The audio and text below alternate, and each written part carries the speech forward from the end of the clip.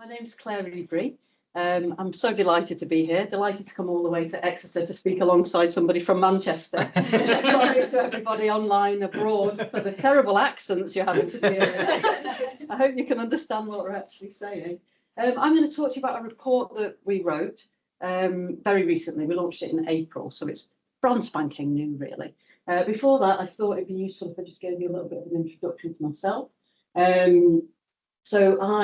My name's Claire Ebrey, I've said that. I run a consultancy called On the Level that focuses on on diversity and inclusion and leadership.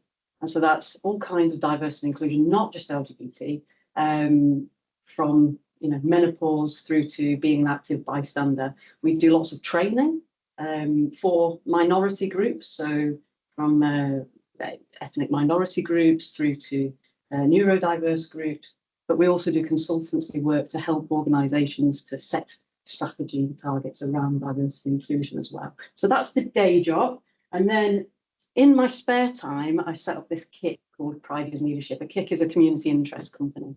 And I set it up with a guy called Matt Howarth, who also has his own businesses.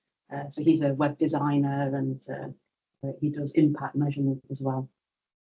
The reason we set it up is that before I did this job, I ran a membership organisation in the Northwest called the Institute of Directors, and he was one of my members. And I was doing a speech at a big awards ceremony, one of these fancy things in a frock and everything.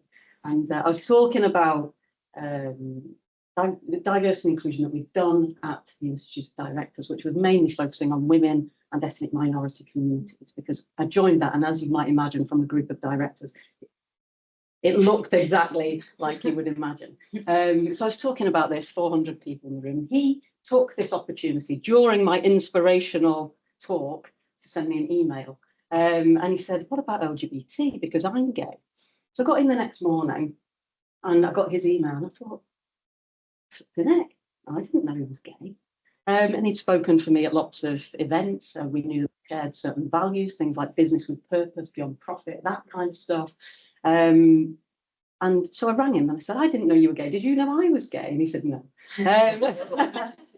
So it made us realise, really, if we can't see each other, because it is quite invisible, often it's invisible, not always, how can we support each other and how can we help each other to overcome some of these barriers that you've talked about beautifully, Cloud? So this is how it's set up. And what we do is we run lots of events. So we try and do one a month, either online or in person. We often do in-person events in Manchester. We've been to London, we've been to Newcastle and Birmingham as well. We would love to come down south, but we need people to sort of support us and help us to sort of invade new territories, if you like. So that's events. We've set up a mentoring platform as well for LGBT people to meet mentors. It doesn't have to be in your sector, but it can be. So it's a platform. I would say it's like Tinder. I don't know why I say that. I've never been on Tinder. Go on, you put yourself in and say, I want a mentor. And these are all the things I'm looking for. And then your mentor will see you or you'll see them and you hook up and do mentoring. It's because we found that, we don't have as much opportunity to do mentoring. And then recently we've done this report, and the reason we've done the report is when we started talking about Pride in Leadership about 2020, we officially launched this brand and everything in 2022, but we've been doing it as a network called, very sexily, the Northwest LGBTQ Directors and Leaders Network.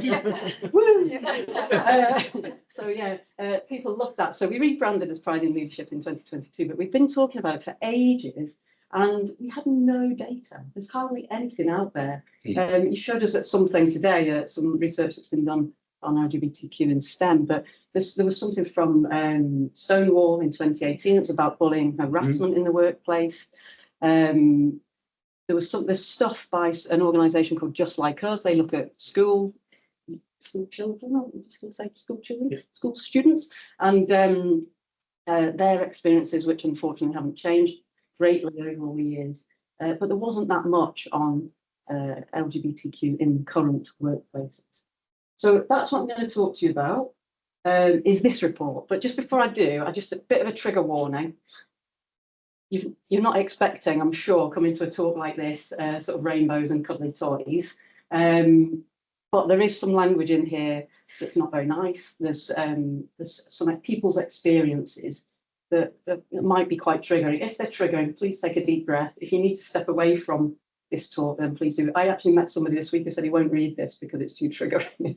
So that was good. So yes, last June time, we decided to launch this survey. We did try and get universities to do it for us because we thought, you know, researchers actually know what they're doing about research, but nobody wanted to. So in the end, we did it ourselves. We did a survey that we conducted on Google Forms, very simple. And we aimed at first for 200 people. We thought that would be a sensible number. And we got there in about 2 weeks and we were like, flipping it. So we set ourselves a more ambitious target with 1,000, and it took us about 5 or 6 months to reach that.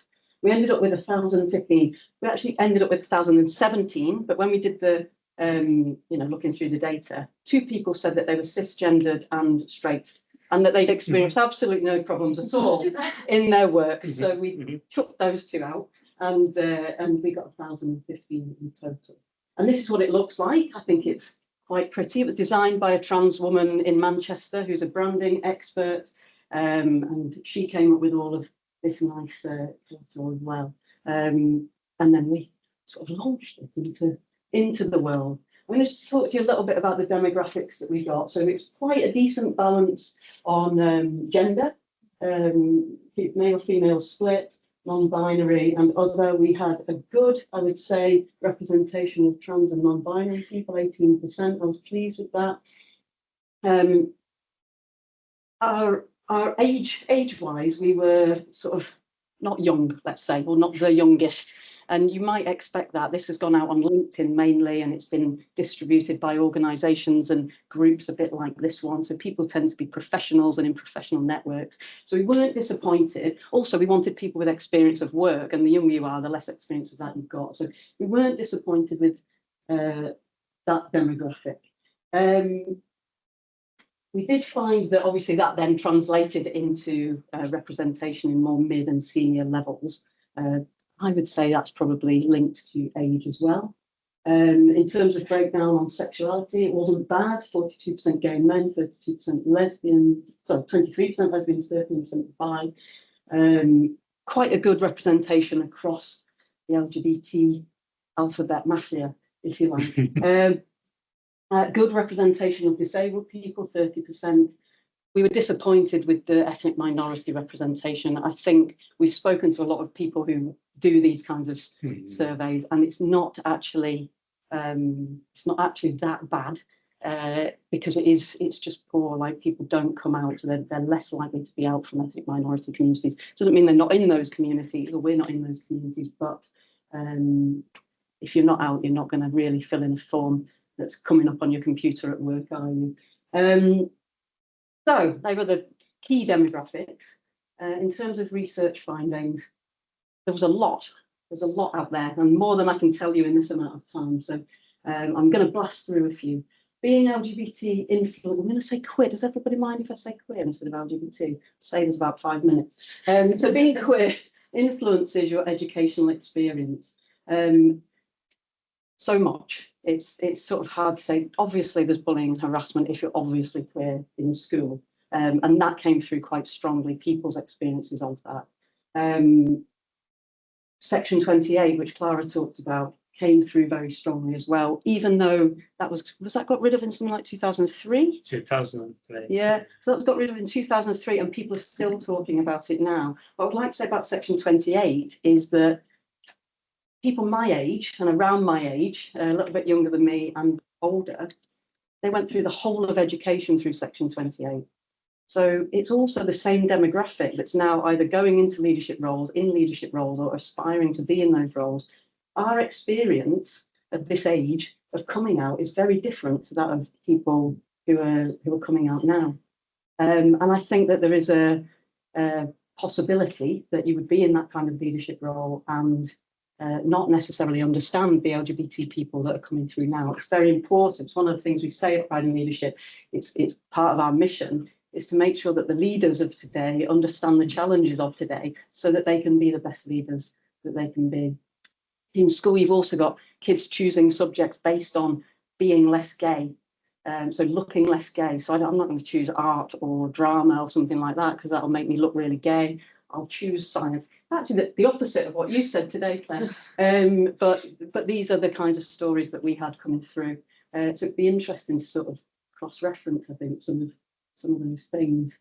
It influences your career choices. Well, if it influences the subjects that you're choosing at school, it is probably going to influence your career choice as well.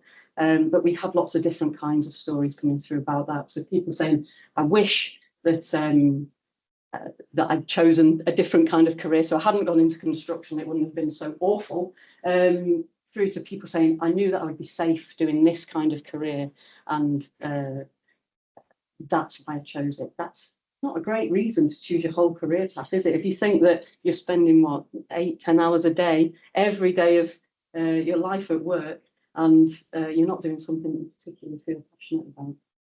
So that's 56% of people said that influence their career. And as a result, I would say that many end up in what we've called this velvet rot. So they're in a business that's very nice, and they're okay there. They're not getting bullied. They're not getting harassed. They're, you know, it might be very dignified at work, but they want a promotion, but they daren't go for it, or they daren't move out of the company they're in to go for a job somewhere else because they're safe. Yeah, and that is really limiting, I would say, LGBT career choices. It influences where you live. I knew this to be the case. There's lots of things that we sort of intrinsically know as LGBT people that you wouldn't be able to, you know, put your finger on until we've got these kinds of results. It's much higher than I would have thought. So not at all. The only 22% of people said that it didn't influence where they live at all. Of course, where you live influences the kind of jobs you can go for, kinds of careers you can go for, and it influences where you work. So it's not just that people don't want to go and move to Dubai, it's that people don't want to move to rural Britain. They want to be in cities where they know there will be a good LGBT community. And it influences where you travel. So that you don't want to go to places where it would be illegal to be gay, which you discussed, Clara. Sometimes HR teams don't want you to do that as well, which is sort of the opposite, where you want to, but you can't. And for trans people, they have a particular problem at the moment with incorrect titles on their travel documents. I was asked once to run a project that was in an African country.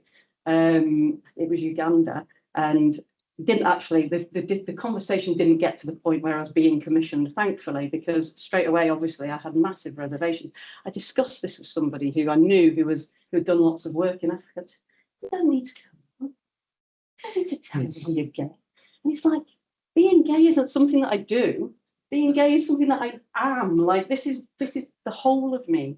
And how do you go and be away for however many weeks that would have had to have been, and not mention that you've got a partner at home, or well, every single thing to do with your wife? It's crazy that people think it's some sort of, you know, leisure activity sometimes.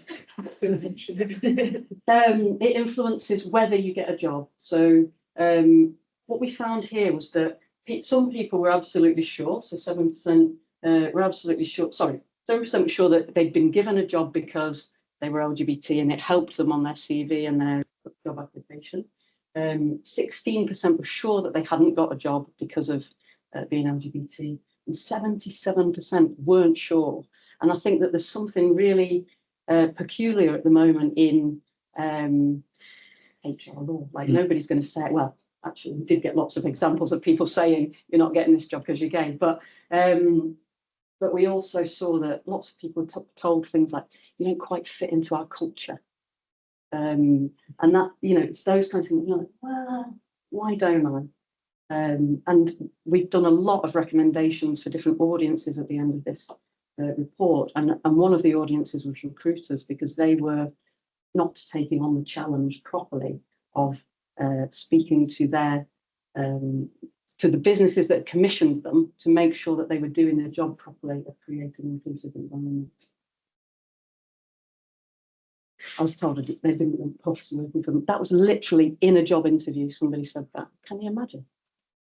And then this is a story from a non-binary person who could not get a job took their pronouns off their CV, got a job within a couple of days. It's crazy. We found that there was a real lack of role models and mentors across all sectors.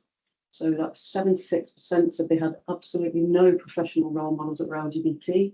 And this had lots of impact. So partly it would stop you from, again, going for a senior role because you couldn't see an LGBT person in that kind of role. So you weren't then thinking, well, I would fit. It's that see me, be me thing that you hear of a lot in diversity and inclusion, mainly on race, I would say, but it very much came through strongly in this report. Again, it sort of encouraged people, you know, what kinds of jobs might they go for? Where is the representation?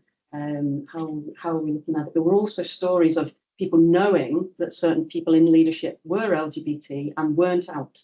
So that giving them the impression that they couldn't be out, which of course gave them a much more negative impression of the organisation than perhaps even the organisation was. So there is a message in there for businesses, like if you do have LGBT people in leadership roles, see if you can encourage them to be role models and active and open about it, because it does make a huge difference to colleagues lower down. As you would expect, we found that people came out first to friends and then to family and then to colleagues, and it sort of went up in this kind of age group. Often it then came crashing down when it came to clients and external. So you might have a relationship with a client for 10, 15 years, working with them in all sorts of ways and not talking about anything to do with your life and not being open with them. And that is because people have seen that they've lost work as a result of it. People have lost work and contacts on places like LinkedIn by saying, I was in a pride parade the other day with my wife, that kind of thing. Here's my flag. That was my flag, by the way.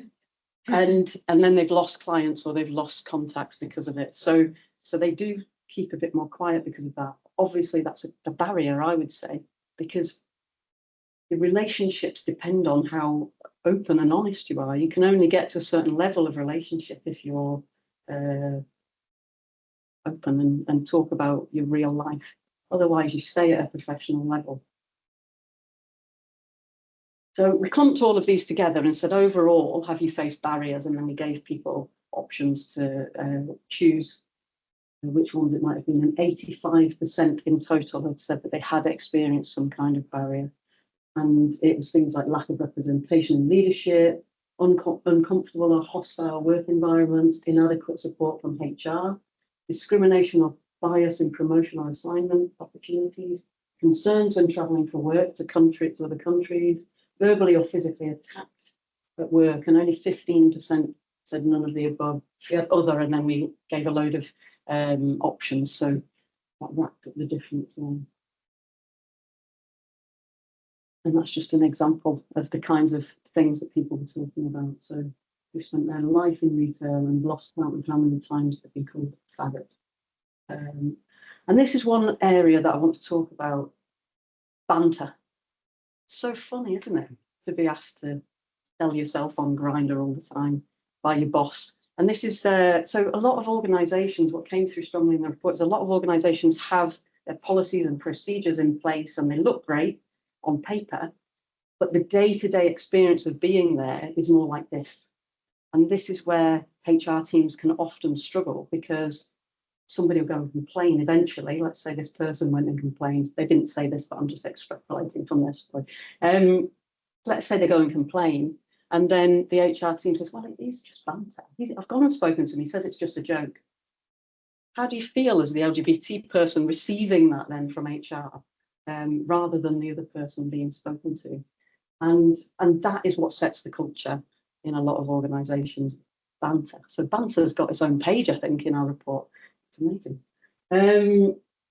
We also found that trans people face even more barriers than LGB people. So the 85% was LGB and T altogether. When you took out just the trans, found that only 5% hadn't encountered anything. And when you look at this, the pink is the trans and the red is the cis LGB. And you can see that the pink is worse in every area. And it is especially worse with inadequate HR support. And so there's really an area there for HR people to be more on it. They need to get some training, get themselves informed, and get themselves to the right level that they need to be at to better support their trans colleagues. We found that barriers are greater for people with intersectional identities. So one quote here, I think being born black and females have more of an effect than being queer. The barriers for disabled people are in green here. Again, much worse on every level than for people who aren't disabled. And one guy put it very well, there's always room for pride, but there's never room for my access needs. That was depressing, wasn't it? And it takes us on to sort of trying to talk about the other side. So we did ask questions where we were trying to say, has it actually helped though? Has it helped your career in any way? And we found that, first of all, hardly any training has been offered to anybody that's LGBT out there to help them overcome barriers that have been presented. So, and I actually think this is quite inflated as a number because we went out to Pride in Leadership and because my organisation does LGBT training. I think that it was skewed a little bit to make it sound more positive than the reality. So that's something that could be looked at.